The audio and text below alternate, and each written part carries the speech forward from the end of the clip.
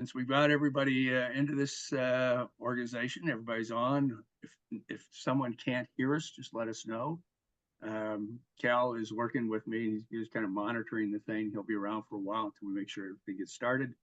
We'll start with our intent tonight is to just kind of paint you a picture in a broad brush scenario of what it's like to start and run a business. Some of the key elements that are really important if you start a business, and what to expect, how to excel or be successful in it, how to build a really strong foundation for the company that you're looking to build. So we've got a lot of information along that. We'll get to a PowerPoint here in a second that was created by SCORE. So it was developed by some of the top people in the nation, put their content together. So there's no spin to it. It's not, our intent is not to guide you in one right direction or another.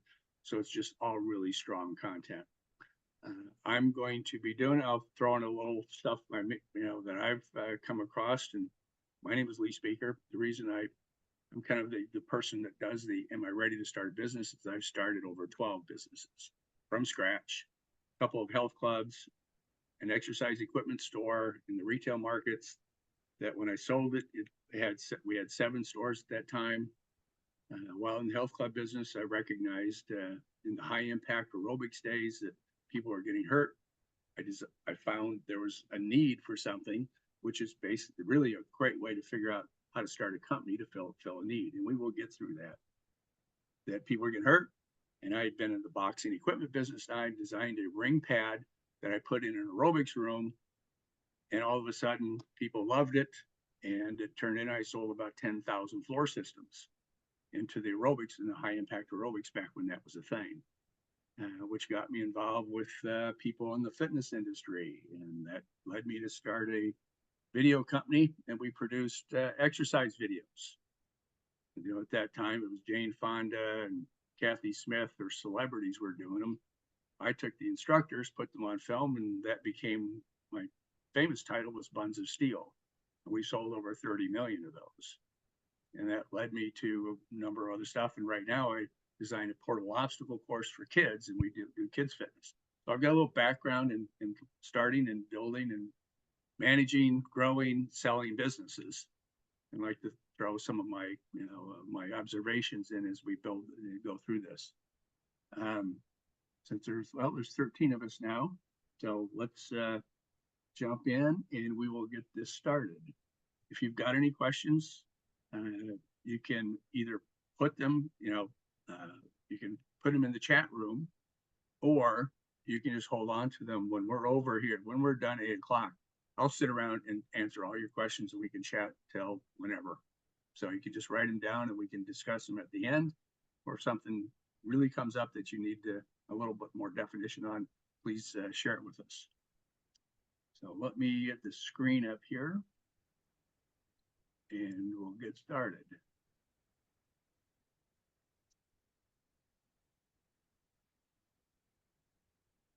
Okay, so the name is we're ready to start a business.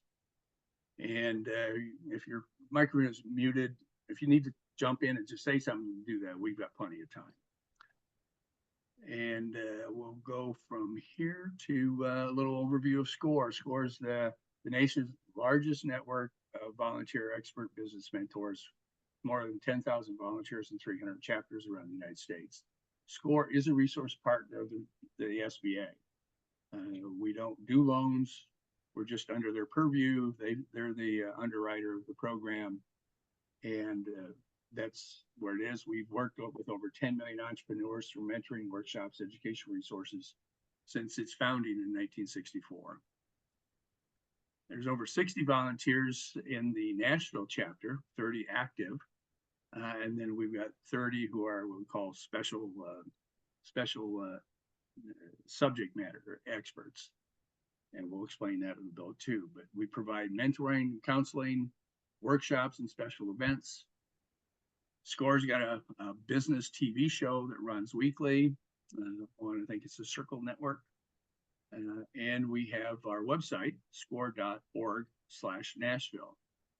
That's where you would request a counselor if you wish to proceed with the next step in this journey. We also have a find and sign up for workshops. Now that you've signed up for this, you will start getting emails announcing when these workshops are showing up, where you could go in and log in and participate in them. The website is full of extraordinary resource materials. That's one thing about, as opposed to going to YouTube and watching a bunch of videos, go to the score.org/Nashville, look at those videos because they have been curated by honest to God experts who have no spin. We're not directing you to buy anything. It's just really good material. And anybody who really, I suggest if you're going to start a business, become a student of business.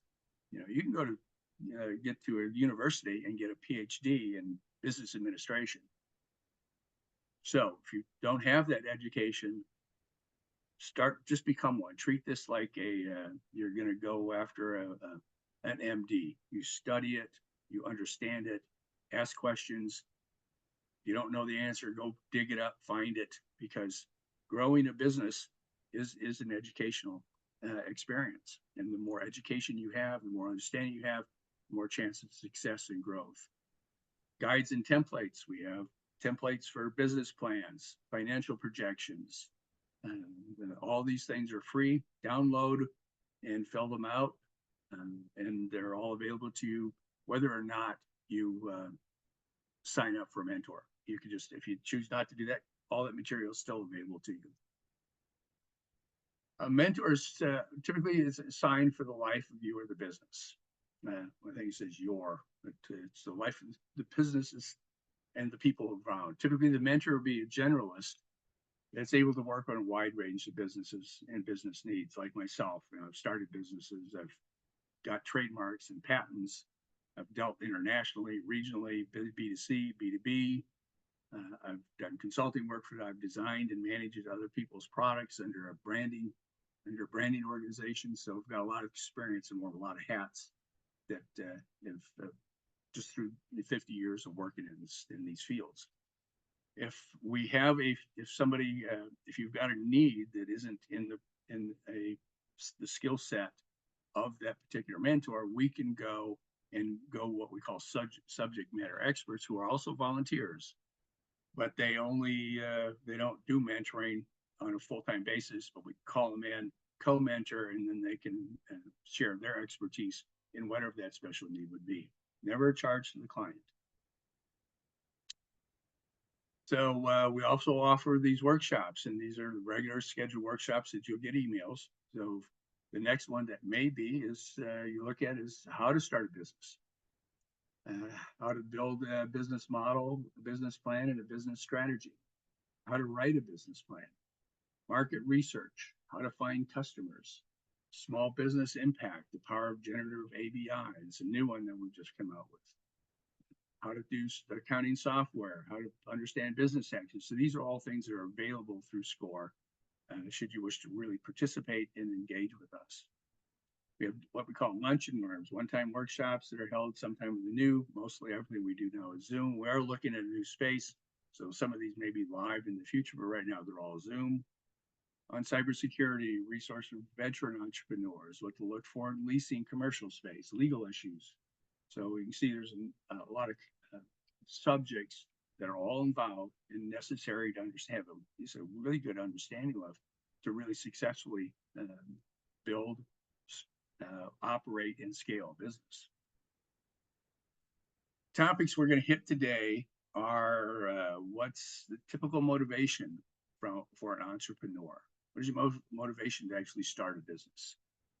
A self-inventory. What are the traditional or the most basic entrepreneurial traits that you'll find in most all successful entrepreneurs?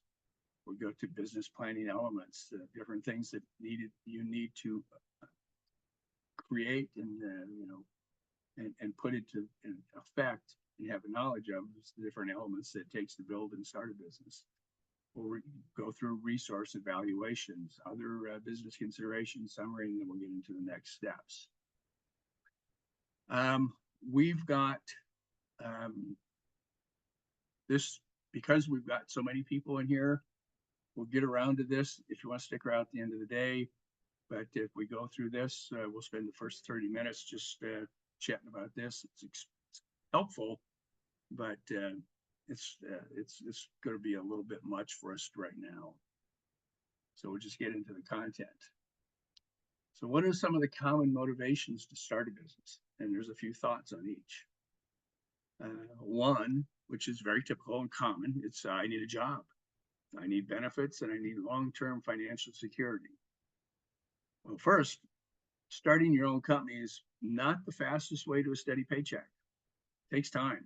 There's a unicorn out there every now and then that will pop up where somebody does something, it goes viral, and all of a sudden they've got more business they know what to do with, which is one of those, be careful what you wish for, you just may get it. Because I've been involved with other companies that all of a sudden things just blew up on them and they can't ship them simply because they don't have, they didn't plan for it. They weren't prepared. There's all kinds of things that can take place where if whatever you're doing just blows up on you, that's wonderful, but it can also cause issue because people have very short-term attention spans. If they all of a sudden they want something you have, you can't deliver it, they'll move on to the next thing. So it's not the fastest way to a steady paycheck. If you are looking for health, you've got health considerations and you need help like health coverage, health insurance coverage. You need vacation, you want paid vacations and all these. That's not, you'll have to buy your own insurance because you own the company. You'll need anything that's all these things that you may get as benefits by working for somebody else, you're going to have to provide them to yourself.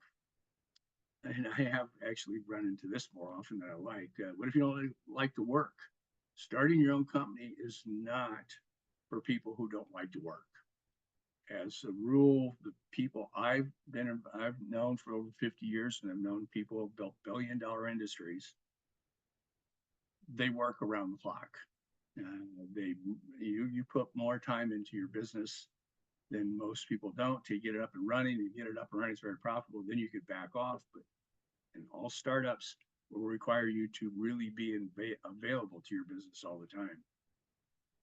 I'll go through how to buy or create a job versus get a job. So you can always go out and get somebody else to hire you, or you could buy an existing business or create a job for yourself. We've got, you've got an idea, which is typically how these business, where business ideas come from, the concepts. You've got an idea or see an idea, and people you've always wanted to be in food service. So you're looking at a restaurant. Very few people have ever wanted to be in corrugated or trash management. So that's typically where these things come from. You've always wanted to be in some particular market segment or some type of business. That could be a motivation to get involved in your own business. You have a hobby or a vocation, you can turn into a business. I'm working with a couple of bakers who take their cookies and take them to farmers markets and are doing quite well. They want to see if they can't turn that into a business. You have a trader's skill learned from prior experience. I'm also working with a Finnish carpenter who wants to start his own cabinet making company. And great idea, but he's got that skill and now turn it into something he can operate on his own. One of the things needed if you're going to start a business, you want to make sure that whatever your idea is can be properly tested and you can come up with a proof of concept. We will get more deep into proof of concept here in a short while. If you're successful and starting your company, the personal satisfaction can be extraordinarily high. There's health, self-esteem, self-confidence in starting something, working your tail off, and actually become successful in it. It's a lot of pride that you can take in building your own business. There's also a lot of down if you get into this thing and and it doesn't work. This personal satisfaction can be quite low. So, and just understanding that is one of the things that before you get into business is understanding what the ramifications are, what the consequences of things are. There's some things that you can control, pandemics you can't. A lot of people lost their business during that pandemic. But there are things you can do to prepare for the worst of everything. And that can be built into your business plan. What are your contingencies? Passion translated into sales and service. It's one thing if you really want to do this and you have a personal passion for this, people will recognize it. Your customers, potential partners, investors, everybody will really, it translates into sales, service, and relationships based on your passion and your ongoing education and development of what it is that what you're doing. And then it's always important, can you follow through on details? And, which is a real necessary. That should probably go into another field, but that's important. Be able to, dot the I's and cross the T's. Another motivation is a family history. And if you've got a family that's been in the furniture business, go in and take over the family business, or you want to go in and start your own, furniture store because you've got experience in it. It's great justification of getting into a business and a path forward. You have a desire to involve family members or friends, and that can be tricky. Lots of people have can draw up examples of family members who got together and created things or bought things together, and it did work out really well. And in some cases, it can break up families and friends. You can minimize the downside of that by preparing for it and really treating it in a very special way. It's something a mentor can really help you with, is creating an exit plan, a partnership agreement, the different things that the different instruments that are available to you to minimize, and if it goes bad, to avoid, the isolating or business friends or family members. If you want to build and create something that's an asset value that can be passed on to the next generation, not always smooth, but it can be done. It's done quite often. But best going into the project, identifying that's what you want to do, and you want to do it in 10 years, 15 years. So this doing a 5, 10, 15, 20-year plan, and in 20 years, you want to pass this thing on, and then start today, understanding that's what you're going to do. Then by the time you get to the objective to pass it on, there's a lot of elements in there that can make that transition very smooth or smoother. You want to make sure your business model provides long-term economic security for others. If you're going to have 5 people in your business, it's going to have to spin off enough profits to meet everybody's expectations.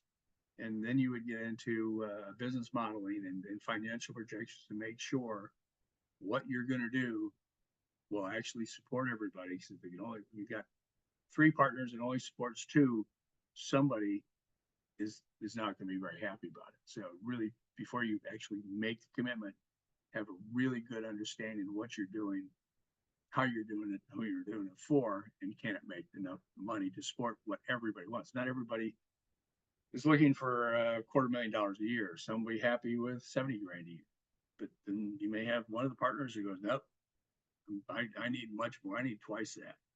That all has to be sorted out up front before you actually go out and start putting capital into this thing. Be your own boss and control your own destiny. That really does sound good. And then just about everybody getting into their own business thinks that's what they're going to do, but you got to be realistic. Because the owner does whatever needs to be done. I have invested in a couple of companies where I thought the owner actually, the entrepreneur actually knew that once they they got their money together, they were the boss, and they delegated everything. And both those companies went broke. And I learned a great lesson in really digging down and knowing what people expect when going into these kind of projects, because the owner does whatever needs to be done. If one of your customers has a problem on a Sunday and wants immediate attention, you best be there to handle it for them. And your job will follow you everywhere in the world these days, because everything, if it's online. I was in Africa 2 years ago. Actually, I was in the Maldives about 6 months ago, and every morning I got up and dealt with customer issues and talked to people about purchase orders and just things that handle customer service. So it goes with you wherever you go now. It requires discipline and commitment. If we'll get into a self-evaluation, if you don't have discipline and you know yourself, a deep dive into how you are, and you go, my discipline is, I'm not very reliable. It's time to become reliable, because that's just necessary. And you need to make a commitment to these things. These are obviously the big move in your life. If you start a business, got to be committed to it and have that personal fortitude to make commitments and then live up to them. You're never far away from work issues, like I just said. They'll follow you everywhere in the world these days. Owner compensation, what you make will depend on your cash flow. There are some businesses that are seasonal. There's more than a couple of companies out there. If you sell Christmas ornaments, you're probably going to make all your money in the fourth quarter. And then you've got 8 more months to sit around and try to figure out how to make more money in the fourth quarter, or add things to your product mix that people would want on Halloween or on Easter. So these are all things, it all depends on your cash flow. And if you're in a valley, understand that's what it is, and what are you going to do with your time and your capital to build on for the next seasonal program. You may not have anybody to exchange ideas with, and that's one of the things that a score manager can help. As a mentor, we're just here to listen, offer suggestions. We don't do the work, but we share our experiences, what we've done, things that we've learned over the time that may apply to something that you could use. We're here to listen, because that's one of the things as business people. If you hire people, you've got employee problems, you can just we're good listeners, that's for sure. So that comes down to who is your boss. And this, I'm perfectly behind this. Not everybody believes in this, but I am, and I've treated this my whole life. That the customer is king, without question. There used to be a saying 50 years ago that the customer is always right, even when they're wrong. I don't see that being really the theme today, but if you stick with it and treat customers like they are valuable and they are your best friends and they're your most important asset, then your ability to succeed and grow becomes much more, the opportunity to grow becomes more valuable today. This is one of the things that, in today's world, and there's another old saying, is if you made somebody happy, they had 5 friends. But if you pissed them off, they had 10 friends. In today's, that's before internet. This is back in the 70s and 80s and 90s and the 2000s. If you piss somebody off today, they could have 10 million friends. Or if you made them happy, they have 10 million friends. So your customers are really, in a business, the customers are your most valuable asset. And mergers and acquisitions, customer company buyouts, the most valuable thing, if somebody's going to buy your company, they want your customer list. And if your customer list is full of people who love you, know you, and trust you, the more valuable those customers are to the new owner. So your objective is to make sure that all your customers know you and love you and trust you. They will tell the whole world about you. It's just the way it is. then the next most valuable thing you have is your employees. If you're whatever you're going to do needs an employee, who actually deals with your customers other than you? Your employees do. I've run into so many institutions and companies and where the boss doesn't give the employees doesn't do what, and most of us have been employees at some time, and you could draw on your own experience. What was it about my boss that made me happy or pissed me off? Um, and if your employees aren't happy, they're going to treat your customers the same way. So if you got employees, they are very important. They're exceptional assets. And then if you need money from somebody, your investors, your partners are also more important than you, and in my mind, because they gave you their hard-earned money, and you there's an honesty and I think just a moral obligation to honor somebody who would invest in you. So I've always been of the way of that things are tight. The investors always got their payments, they always got their interest, they always got their due obligations were always to them before I ever bought it. Anything ever got to me. And if you treat them like that, if you ever need to grow, you can always go back to them. They go, hey, you've been great. Kick in some more money, or they will go to my friend over here. You've been an excellent partner of mine, excellent investment for me. Let me introduce you to somebody else. So you've got a road, kind of a path to growth.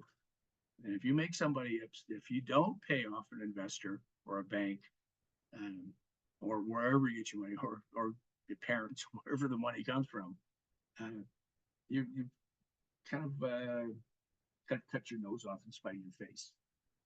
There's an opportunity there to really become a good business partner, and those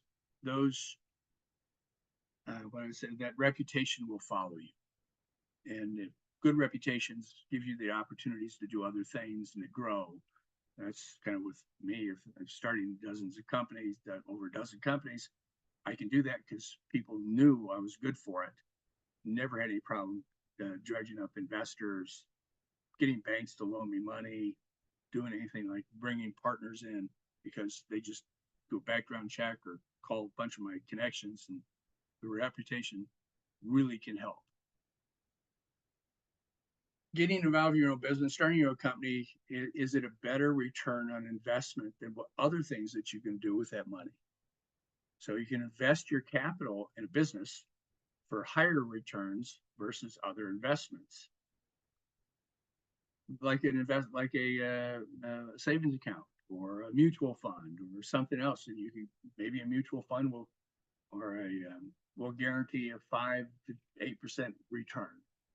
Or you can lock into a bond and will guarantee a 5 or 10% return. What you're looking at doing is investing. Instead of investing in that, you're going to invest in a business that you will have, that you rightfully expect much higher return on. And it's available to you. Follow through the right steps to get the higher return on whatever you're going to invest. Analyze the potential return on that investment in the business valuation. You can analyze that through your business, your financial projections. You can kind of like show what kind of cash will drop to the bottom line as you go through all the necessary steps to go through your cost of goods sold, your operating expenses, and taxes, and everything that's involved. And you can figure that out. You want to think like an investor. What is the risk versus reward? And if you feel good about the potential reward, except the risk is greater or less than the reward, you've got an opportunity to move forward in starting your business. What if your investment is not recovered? And I think you checked. I think the numbers. It's like 1 in 2 and 5 businesses succeed over, or 3 and 5 don't make it over 5 years. The fact that you're on this call, in my mind, the fact that you're just on this call and you acknowledge the fact that you don't know it all, just elevated your potential success rate by a factor of 10 over people who just go, hey, business, starting a company can't be that hard. The fact that you acknowledge the fact, I need to dig into this a little deeper. I need to be an expert in running a business will increase your success rate, and as opposed to not doing anything and just hoping that people will show up and you've done it right. If your investment's not recovered, just acknowledge the fact, understand that if you put 50 grand in and in a year and a half it doesn't work, that you're not going to recover it, and be comfortable with that and have a backup plan for where you're going to go from there, because it's a possibility. And then understanding what your long-term and short-term strategies are. That gets into just business planning, and we'll get into that here in a second too.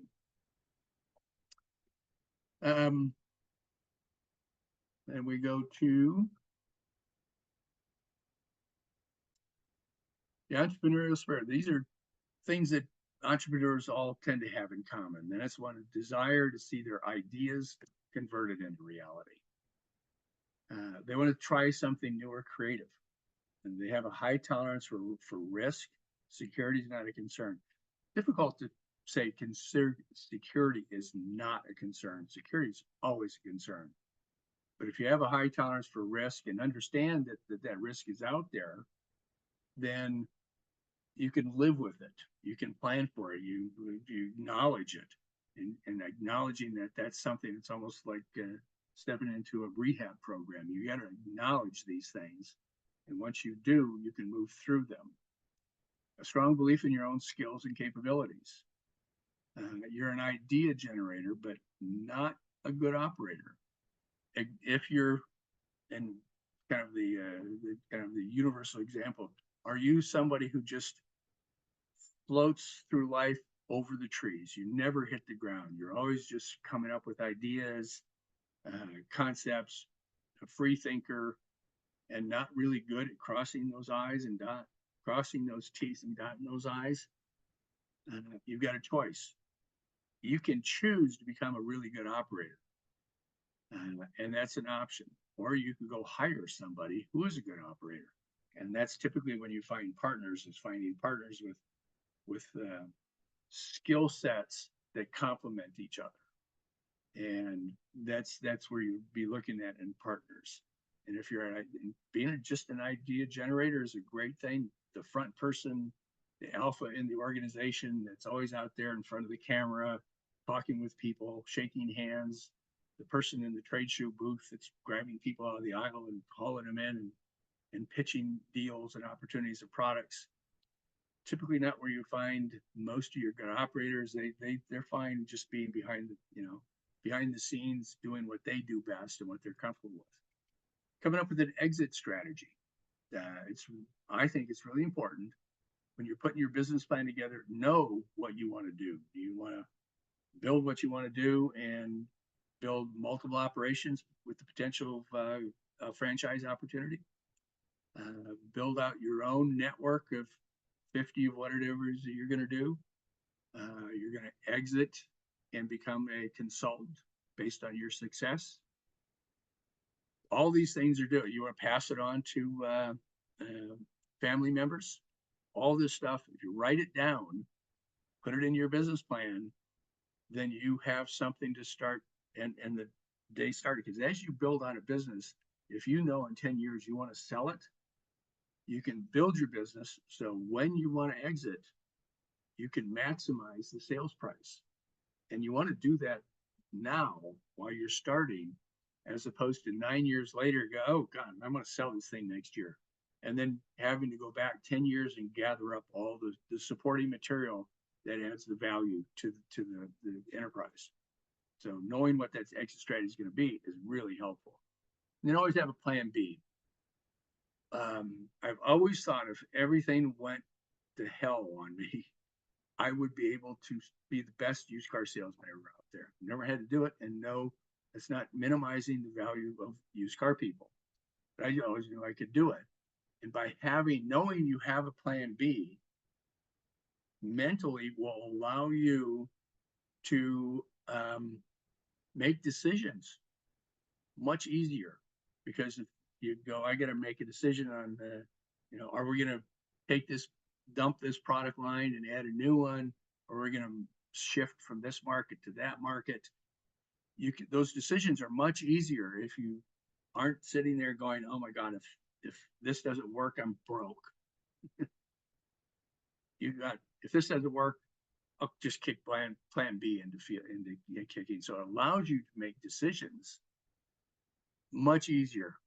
And believe me, as you start getting into building your own business, you will be making decisions without a whole lot of data, a lot of knowledge, or a lot of experience almost daily.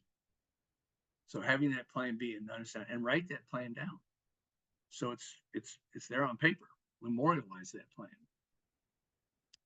So here's the question for you. You don't have to get into it, but it's just presented to you for your own consideration. Do you feel your motivation is strong enough to proceed with the hard work involved in launching a new business?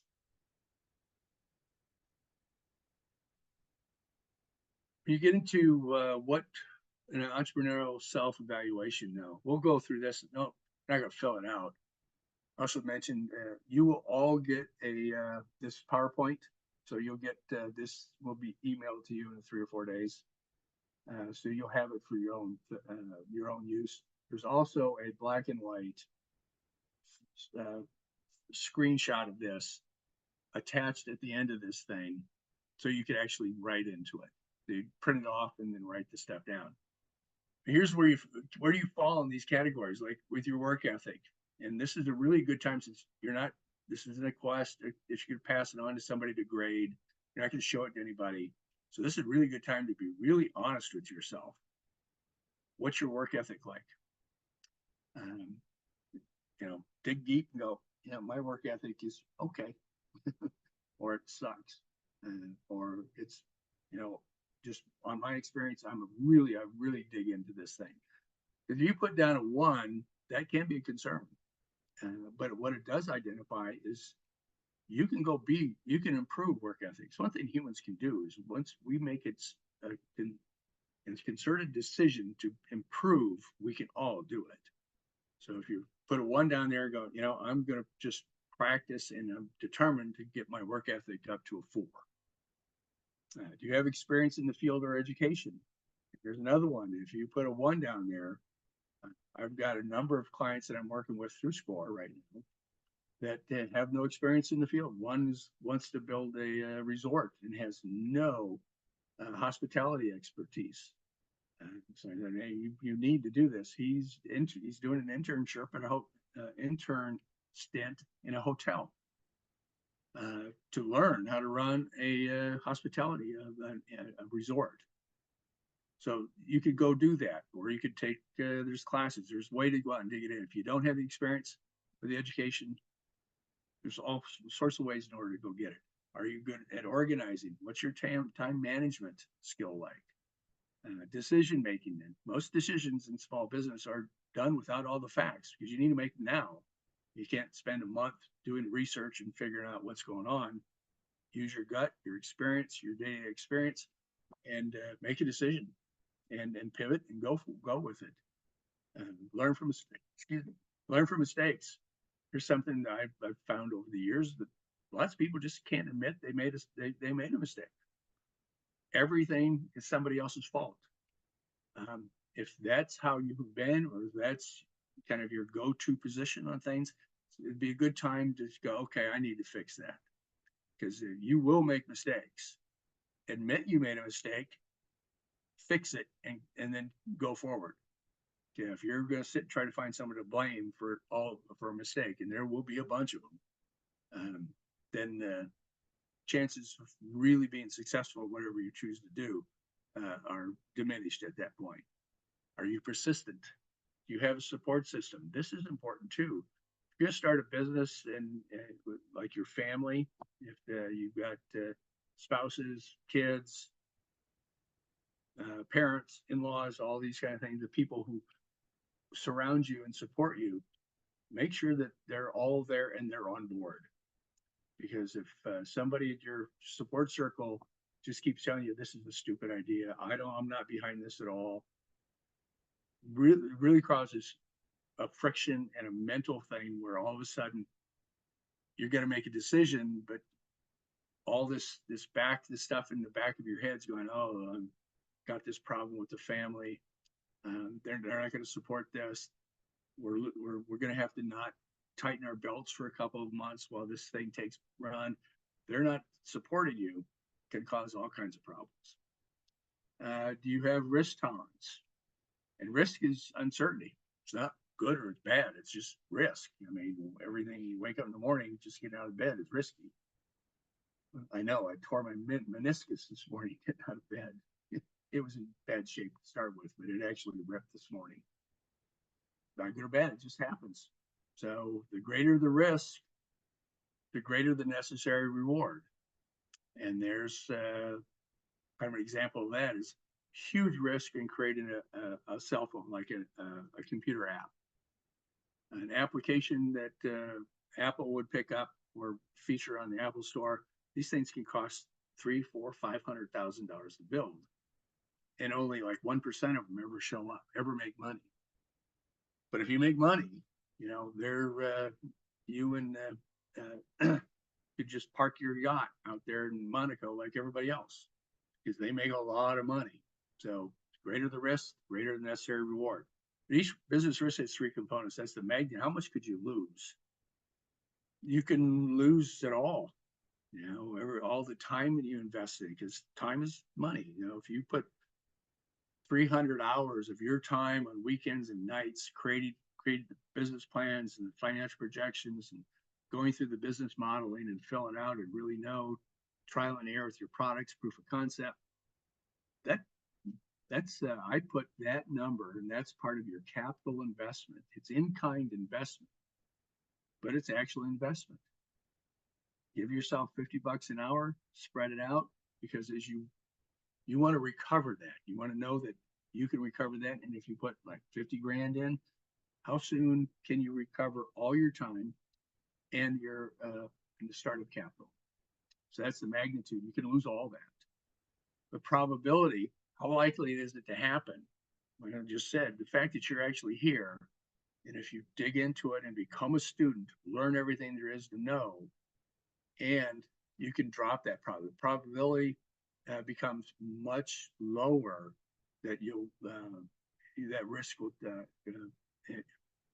show up. Your success rate goes up considerably. And your exposure, can you insure against the loss?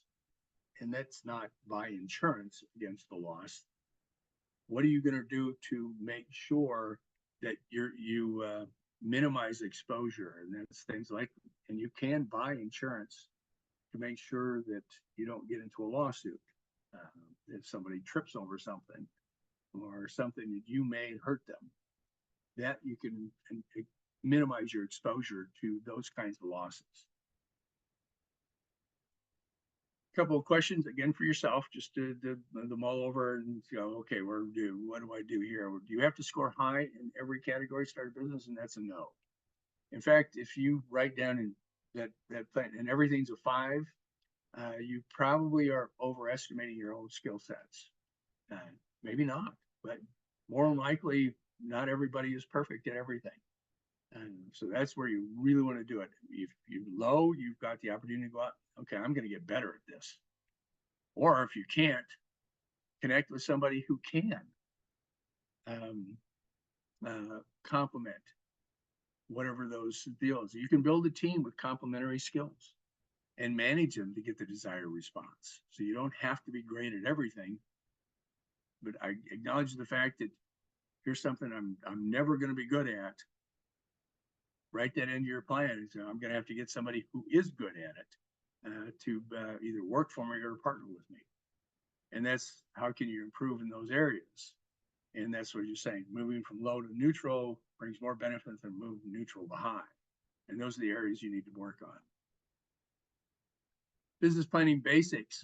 This is the core. This is the most important factor feature in this things is what's your value proposition? Objectively, your job and or your main purpose of having a business is to relieve someone's customer's pains, make their life better by providing whatever it is that you're providing them, and identifying what is that value proposition, what gains will it create, or how can I improve my customers' jobs and lives. And that's really important.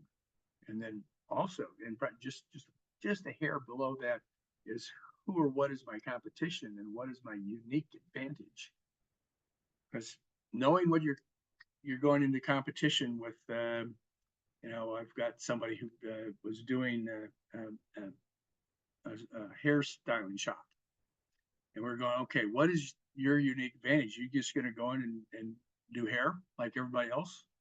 Is that unique enough? Or how are you going to stand out? And she started, so she's on weekends, she had built her facility out in the back room. She's got an education. She does workshops. And as a customer, on a repeat customer, she get a little customer card. You come in, you click on it, and after 10, you get a discount. But you also, by being signed up as a customer, you get free admission to these workshops and how to do your own hair, how to what you can do, and it didn't take away from her. It wasn't, people weren't doing their hair by themselves and she's chasing her people away. It added value to getting these people in the first place because it's very unique. How do you market that value proposition and the resource and the activities that are required to create, market, and distribute those value propositions? And that gets us into build a model. And this is the business model canvas. This is also a panel that's, you can print off. It doesn't have any of the colors or anything in it. So you can actually start writing into it. And we've got kind of another template at the end that kind of describes all these things. But we also have these next two that kind of get into it. I'll hit these two. These ones, the stars, these are the two most important things that you need. Your value proposition. What are you providing somebody to make them happier, make their lives better, solves a pain? Kind of, I went through, I created a aerobic floor system because in my health club, we were dancing, doing high impact aerobics on carpeted concrete, like everybody else in the country, actually the world. Okay, well, people are getting hurt. So, honest to God, actual pain. And I had designed a boxing ring pad that went into the ring, boxing rings that I designed. I took that boxing ring pad, put it in my aerobics room in Loveland, Colorado, that first club. And I had people driving 100 miles from Cheyenne, Wyoming to do aerobics in my facility. 45 miles from Greeley, Colorado, where I got instructors coming from Denver to teach in my club because their legs didn't hurt anymore. We identified there was a pain, found a solution, sold 10,000 floor systems all over the world. Excuse me. It's one of the things that start your own business, stay observant, and you'll notice around you as things change, things come up, you will identify and go, boy, if I had just a pad that goes under that carpet, this would solve all those problems. There's your ticket into expanding your business, coming up and solving solutions and providing solutions to problems that you will experience as a business owner. Then you get to your customer segments and identifying who your customers are. In today's space, particularly in startups, it's really valuable to really understand who your customer is, because not everybody's your customer. I did a business plan for a young country western singer. When I met with him, I says, okay, who's listening to your music? Everybody's listening. No, trust me, you're hardcore country. I don't even listen to you. I'm not a pop country guy. So that's pointless is to think everybody's a customer. Let's break it down, identify, and you can break them down at this point by demographic, geographic, psychographic, religious preference, uh, financial stability, ethnicities, uh, sexual preference. You could break them down into all these different categories so you can start talking directly to the people that you can solve their pain. Um, and that's really important, is to understand, and you may be able to work with 4 or 5 customer segments.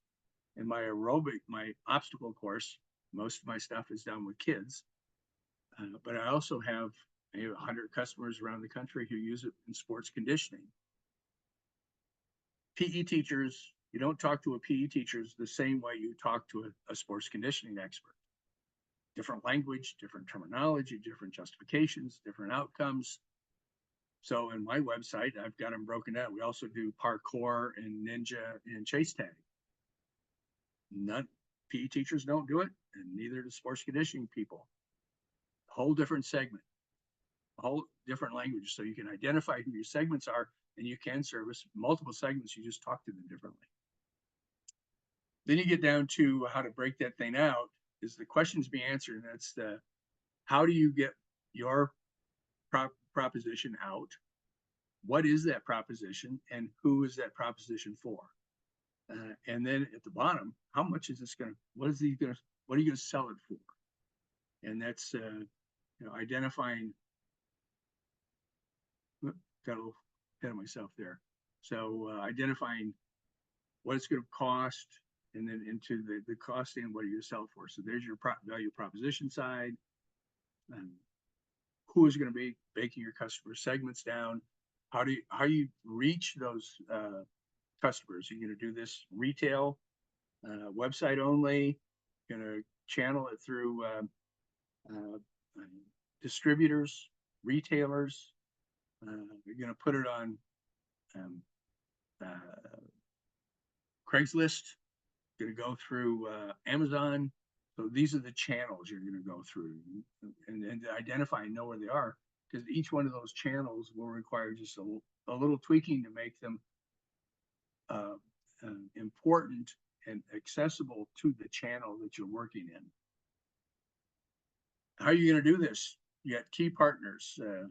Who's your banker? Who's your marketing people? Who's going to be your vendors? Who's going to supply you if you've got a product? Who's going to design it for you, manufacture it, warehouse it, ship it?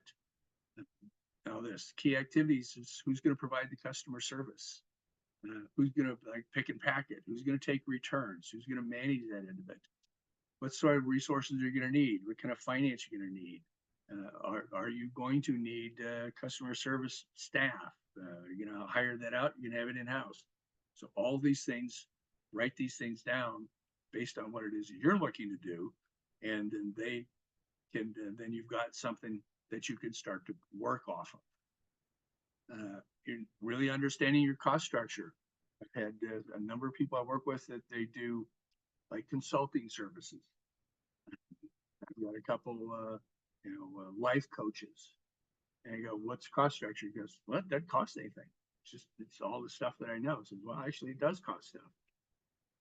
You got to factor in, if is there overhead in this thing? How are you going to do it? If you're going to use your own office, that's, you can write that off. So figure out what's going to cost. What are the equipment needed?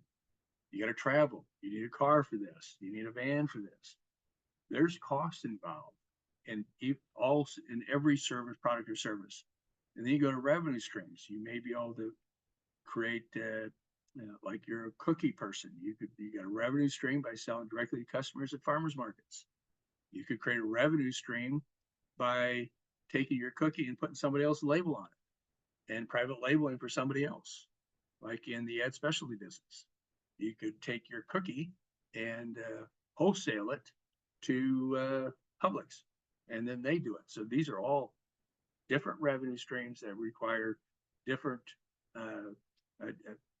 modeling your offer, your terms, how you're going to get to these people a little differently. But if you know what they are, you can start to create the opportunity to get to them. And this, like I said, this will also be obviously it'll be in the PowerPoint. You get the key partners, your vendors, your business advisors, people you need, key activities, what do you need to create, market, and deliver that proposition, key resources, what you own and control, what are your assets, you need employees, um, you need bankers or these kinds of things. Value proposition, how do you define your product and service from a customer perspective? What is the pain resolved, gain realized, job or life improved? Customer relationships, you work off referrals, repeat business, buy 10, get one free. These are value added cards. How your customer service, how are you going to manage that? How do customers know about you? How do you deliver? Cost of assets, people, activities, and partnerships in your cost structure. Revenue streams, primary and secondary revenue opportunities from customers and partners. It's really important to really do this now. I also should say, once a month, Nashville SCORE offers a 3-hour workshop featuring the business model canvas.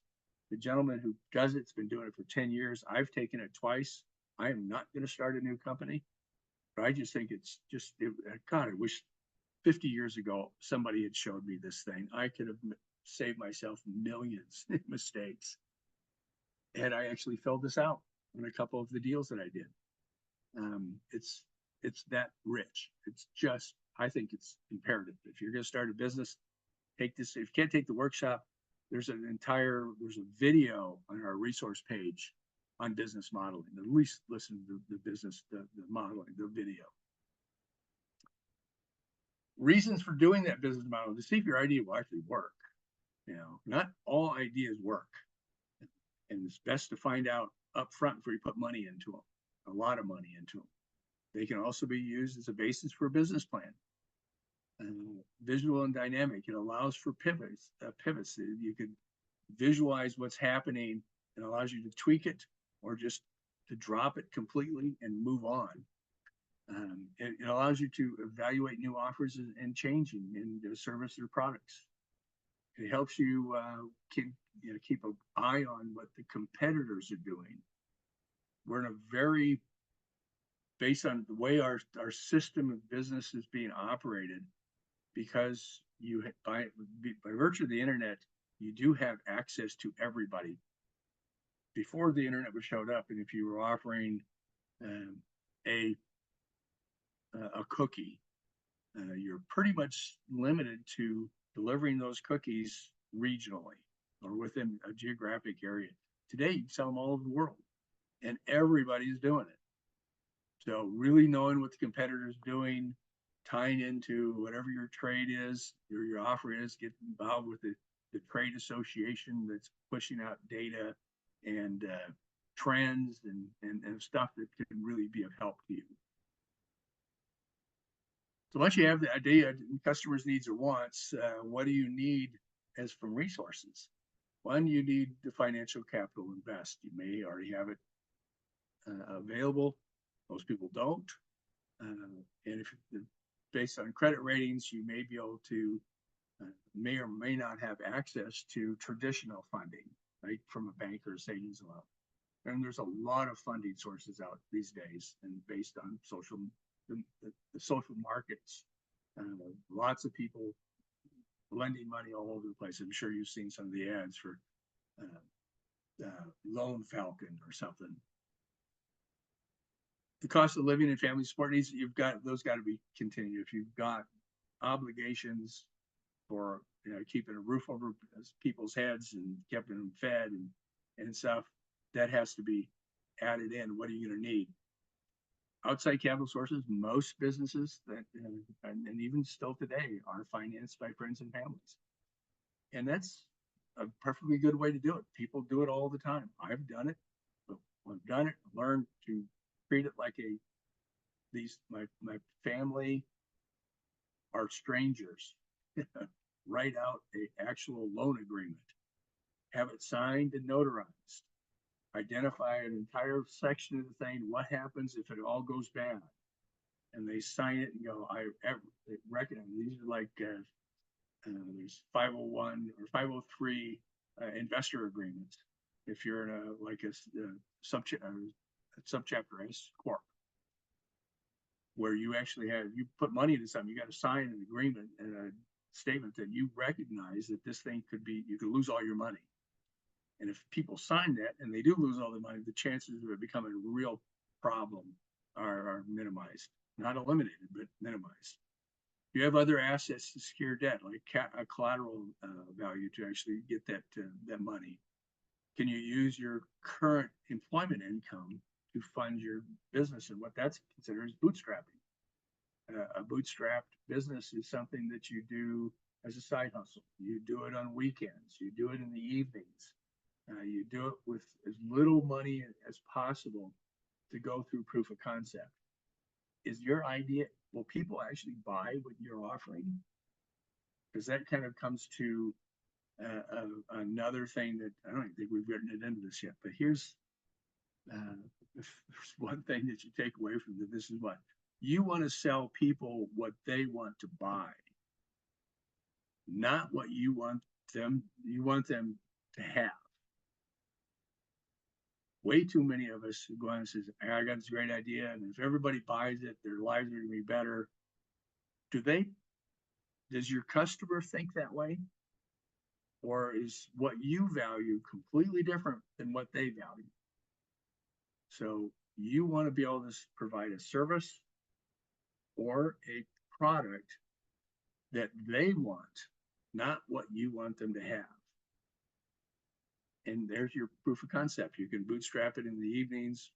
There's different ways to do that, and that's one thing you can work through with the mentor, because we've all gone through that. Do you need physical facility? If you need to get a storefront, you got to factor that in. It's going to add cost. That whatever you're going to build, does it need to be? Is there build out necessary to take the space and build it out to meet your needs? Do you need people? Are the kind of people you need available to you?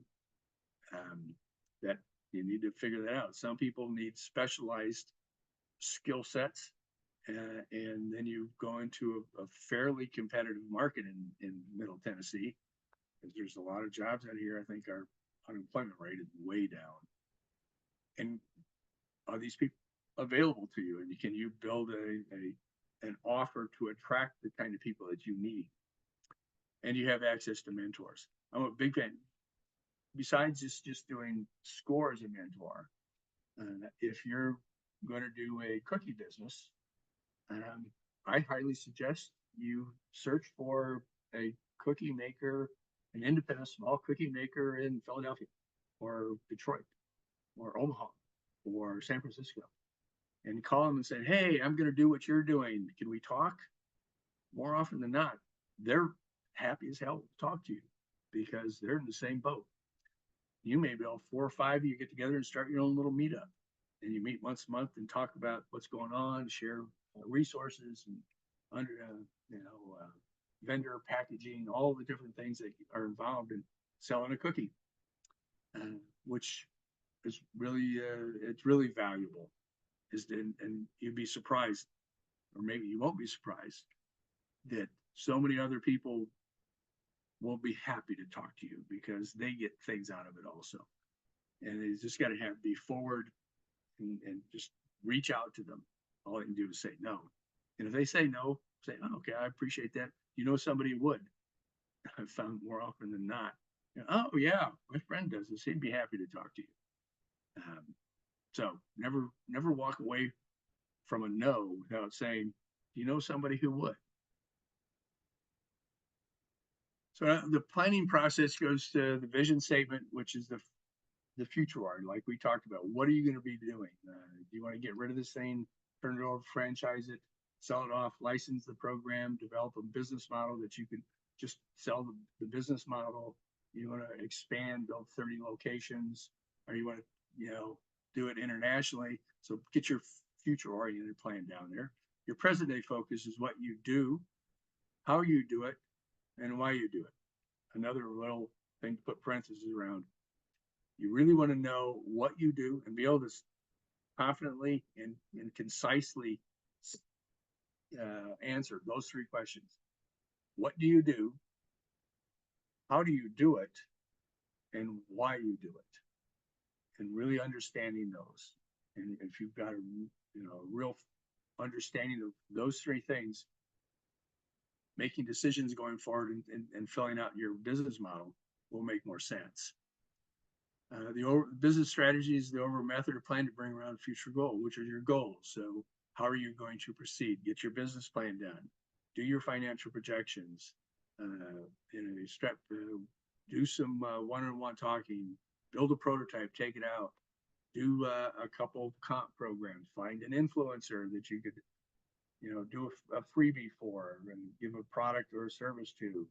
I worked with a guy I've been working with 3 years. He patented a cute thing that it's a poop bag on a dog leash where you never have to touch the stuff and have to pick up the poop. It just kind of hangs there and you pop a patented thing open, pop the bag and the poop falls out. So you never have to touch the stuff. And you don't have to carry it around in a grocery sack. He is having a hell of a time, but he's finally found an influencer who's going to share that thing with their 30,000 followers. I suspect he's got 3,000 in his garage. He will sell them all once he gets that plan done. So these are the kind of things that you can do it. This is your statement of strategy. Tactical plans, detailed steps in how to achieve the goals, identifying and finding your financing, finding your providers, creating your marketing materials. What's your marketing plan? So this is your the tactical deal and the feedback loop, and the results of those steps reflected in your financials, claim the feedback and management observations, which can cause adjustments to any and all above. And that's all after the feedback loop kind of happens after you start the business. But the tactical plan, the first four of those things are necessary to understand before you start the business. So other considerations, do you build, buy, or franchise, home-based or outside, sole ownership, or partnerships?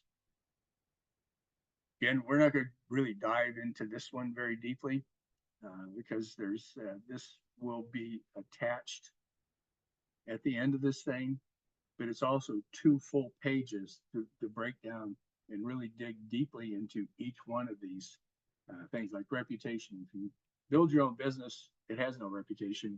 You're going to build it.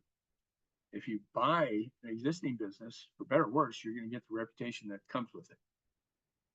If you franchise, the reputation is going to come from the franchisee. Your customers, you build it, you got no customers. If you buy an existing business, the customers should come with the business, and that's where you need a non-compete, and that requires legal help. And a franchise, your customers come within the guidelines because they will kind of identify your territories, where you can add, advertise, and where you market. So they kind of dictate what that's necessary. So that's how this, if depending on how you are planning to launch, build, buy, or franchise, these are kind of the things that need to be identified. Like I said, we really get into detail in a couple of slides at the end of this. So what is the nature of your business? If you're going to get into diesel mechanics, you probably can't do that in a cul-de-sac. So you're going to need zoning restrictions. Where can you do that? I worked with a client here in town who taught infants, like newborns, how to swim. And apparently it's a thing. I have no kids, but getting really little kids in water, and I've seen videos of this, they tend to actually are very attracted to that because they have no fear. And that's what her job was, but she wanted to build a pool, but it didn't fit into her homeowners group. They couldn't do business in her home. She had to move to a place where she could actually do that within zoning, with zoning. If you have to build your own business or you need a facility, you got to identify the overhead necessary to that, because that will come with the building, rent, camp charges, electric, water, all the different utilities. It will come with insuring the facility. So those all have to be figured out, understood, and added into your financial projections, because those are actual costs. If you find a empty building that you're going to do, like you're going to build a styling hairstylist, You're going to have to build it out, decorate it, mirrors, chairs, flooring, everything necessary to get that product built out to your needs. Some landlords will build it out and add it back into the lease. Many of them, particularly when in a high demand place like Nashville, if you need to build anything out, you're going to have to come up with the cash to do the build out. And when your end of your 3 to 5 year lease is over, it belongs to the landlord. Can you live with a lease commitment? In new startups, very few landlords will take corporate guarantees. They will want you to sign the lease personally and be personally responsible for it. And if whatever you're doing doesn't work, year and a half, and you're in a 5 year lease, you got 3.5 years to pay out that building. So getting it, all leases should have the ability to sublease built into it. So if you need to shut down somebody else, you could lease it to somebody else to fill out your lease commitment. This is a great time if you needed just an office to operate one and an address to mail things to. There's a ton because of the home business trend, people working from home. Lots of people have lots of empty office space that they're committed to. I've done this in 2 different enterprises where I just got in and we did a month-to-month deal, had 3 offices in an office park by this big company who didn't need them. It came with desk, phone systems, credenzas and file cabinets and everything I needed. And I just did a 30-day, 30-day month-to-month lease for about 50 cents on the dollar. It worked out great for a couple of years. But that's the opportunity. You can also do that with if you've got inventory. There are companies out there that they're building their warehouses aren't 100% utilized. You can rent a portion of the warehouse. I've done that in a couple of cases. It works really well. So how do you structure your business? And that is, a lot of this is determined by your existing financial position, where you are. Do you have a lot of assets? Do you have no assets? This kind of thing kind of structures it, and it kind of determines to some degree what it is that you're going to need. Because if you're a sole owner, because you just do a sole proprietorship, you're one person, you're going to start a business, you go to the state of Colorado and just sign up, get a name, sign up, and you can be a sole proprietor. And all the money just comes to you on your when you fill out your tax returns. You put your business expenses down there, write them off, and all the profits are at the bottom line. You pay taxes on profits or losses there. If it's a partnership, you can do the same thing. The 2 partners own the sign up, become identified partner in what your corporate corporate records, corporate statement. I forgot the term. I haven't had a partner in a long time. Or you go to a limited liability corporation. LLCs were designed, if whatever you're doing, there's a potential for liability, like you're baking cookies, you would want an LLC because for some reason, somebody got one of your cookies, ate it, they're allergic to it, and they sued you. They can't get through, in theory, they can't get through the corporate veil. So your personal assets are protected. Business assets aren't. That's why you have insurance, is to cover this kind of thing. But this protects your personal assets. And the money still all flows down to you, but you will have to file a tax return for the LLC. The LLC will give you a 1099 that you put on your personal taxes. If you're going to bring in partners, particularly sophisticated like angel investors, and you're going to issue stock certificates, that's where the S Corp comes in. You can actually sell equity or stock in whatever you're going to do. And so the S Corp is a good start. If your intention is to build something and go public with it, now you're into the C Corp step. But that's something to talk about your lawyer and your accountant and your financial advisors if you got those things. Because if you're looking at C Corps or S Corps, that's another step, and there's some extra effort in going into that. So versus sole ownership and partners.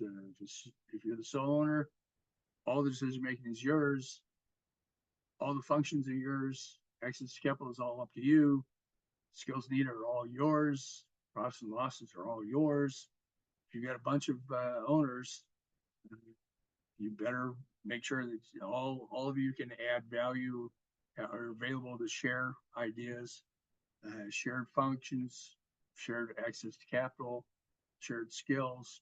So some of the things that you're going to sell the business, if you got partners, strongly recommend you create a buy-sell agreement. So both everybody involved knows that if something happened, what if 3 years into the deal, one of the partners passes away, and their trust, what's going to happen to their equity in this thing? You can spell that out in a buy-sell agreement so everybody knows. And you could go through how the entity is going to be valued, who gets what, how it's separated if it all goes down. How do the individuals get out of the thing if that's the case, if that's necessary? And that's where buy-sell agreement. That's also something a mentor can help you with. And then that's important. And then get a lawyer involved with that.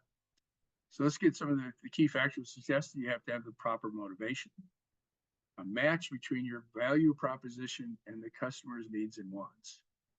And that's back to that selling them what they want, what they need, not what you want them to have.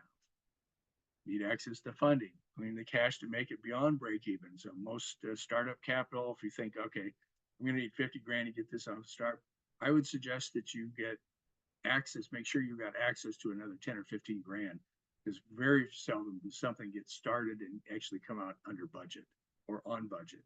And you'd hate to get this thing 90% ready to launch and run out of money. So have some fudge, this little backup in case that's necessary. And know where you can go to get it. You need the time to devote to the business and strong work ethic and the ability to make decisions in the absence of certainty.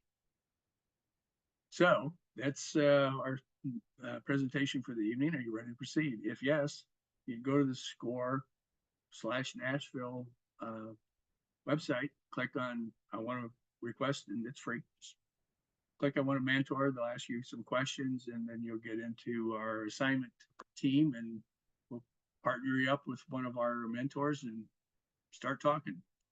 Really recommend if you're ready to go, start going more of these workshops. Attend that business modeling workshop. Watch the video. Go to the start a business deal. Write a business plan. I suggest everybody write business plans, because one thing about starting businesses, particularly if you're like me and you got 1,000 ideas and they're all running through your head all the time, you can really kind of par that down by writing those ideas down in a business plan, looking at that idea, and if there you go, God, that's just stupid. Put a line through it. It's amazing how all of a sudden that thought never shows up in your head again. By memorializing your thoughts and then identifying and go, no, I'm not going to do that. You can create and actually get more focused on what is you need to do and what can work, and minimizing all this stuff by putting it down. I build business plans I have on everything, and every 3 to 6 months, pull it out and just go through the whole thing. I don't know what I was thinking about when I put that down there, but boy, that didn't work, or it didn't work like I thought it to. You can scratch through it, tweak it, and make some improvements on it. Monitor your business as you get it started and pivot as necessary, or if no. And this is a legitimate, and nothing to be embarrassed about doing this. If you're not ready, modify and defer the plans until you are, because you don't want to jump into these things and get into these things, because they can take a lot of time and a lot of funds and a lot of effort and a lot of emotion to build these things, and you want to be ready for it. So if that's it, that's our thank you. We appreciate you coming out and working with us, or just listening today. We hope to hear from you if you wish to get a mentor. And at the score.org/Nashville. Here's what these, like the business entities, sole proprietorship, general partnerships, and it gets a little deeper into how to create each one of these things. Business entity comparison, also another page of the same thing. What's a limited liability, general partnerships, C corps, S corps, what the benefits and the challenges are with each of those. There's your business model template, self evaluation, where you fall, so you can scratch that down and actually go through that. This goes through your decision of planning. What we got through is the vision statements, mission statements, strategy plans. Business, the principles gets a little deeper into finding qualified people, business processes, and such. And that's it for that. Like I said, if anybody's got any questions, just unmute and question away.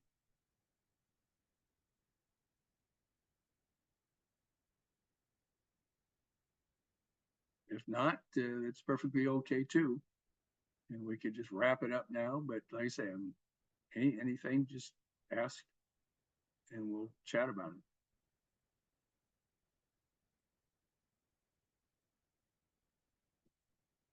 I think we've got it then. Okay, my friends, appreciate you coming to this. Now you will also get in that email, you'll get a evaluation form. If you'd be so kind as to fill it out and mail it back, just take a couple minutes. But SCORE kind of, the SBA ranks all the SCORE chapters throughout the United States. I think our chapter was one best chapter in Southeastern America during the last one. So, and that kind of, when they allocate funds to help support the chapter, that's kind of what they go on. So if you would, we'd sure appreciate it. Okay, anybody? I just wanted to say thank you very much. Oh. Yes, I always enjoy your presentation, and I will follow up with you through the SCORE website. I'll put you down as a request for a mentor. Cool. And that gets, and I'm one of the assigners. So Okay. if I'm it, I will assign you to me. Or if you do that, Robert or Jeff will push it over here. So, Okay. cool. All right. Thanks so much. Look forward to talking to you in the future. All right. Thank you, Ann. Lauren, you can register your LLC with the state and then find the funds to build it. One of the things that depends on where you're going to find the funds. Family and friends, you could just get the commitments from them, and before you start spending money registering things and starting up companies, that may not be necessary. So I generally think that before you start actually spending money and forming an entity, is to go through the business plan, understand, make sure you've got the business proposition, that somebody will actually buy stuff. I worked with a guy who had this killer idea, just loved it. He knew it was going to be a winner, and it was a kind of a holster for a fly rod. And he was spending all kinds of money. He formed a company. He filed for a patent. He's $60,000 into this thing. And then he gets a hold of me and says, can you help me go out and have somebody make it? So I did some research and found out that somebody else had already patented it. So he just blew through 60 grand because he got way too ahead of himself, because he was not going to be able to build it because the elements of his patent had already been patented. So there's all kinds of things to do in advance before you start pushing out money and creating companies. Hopefully that's my thought on that.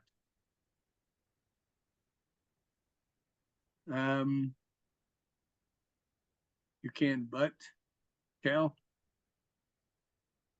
Oh, there he is, Cal. If you got advice to throw in 2 cents on that. That was just my response to her question. Oh, okay. Can I form an LLC before I raise capital? Sure. Yeah, you can, but there's no sense in going through all that effort and starting a company that really, it doesn't have, much, you want to make sure it's going to work. And once you know it works and you got it'll be profitable, then you could just, because you don't need the company. Now, if you go to a bank, when you get a business plan, they may or may not, they may say, hey, we like this thing, we'll loan you the money, SBA will loan the money, but you're gonna have to go start the company, and then we'll do it in the company's name. So and you're gonna personally guarantee just about anything anywhere as a startup. So, anything else? I think we got it, and sorry for the audio there, not sure. I was, if how it came across like that, but I'll make a note of that next time, is see if we can't get a little bit of clarification before we jump into it. But I apologize if you couldn't get any of that. Okay, folks, I think we got it. Appreciate it. Thanks, Cal. Always appreciate the help. Yeah, no worries, man. Next time, right? You betcha. All right, Lee. Yep. Good night, everyone. See ya.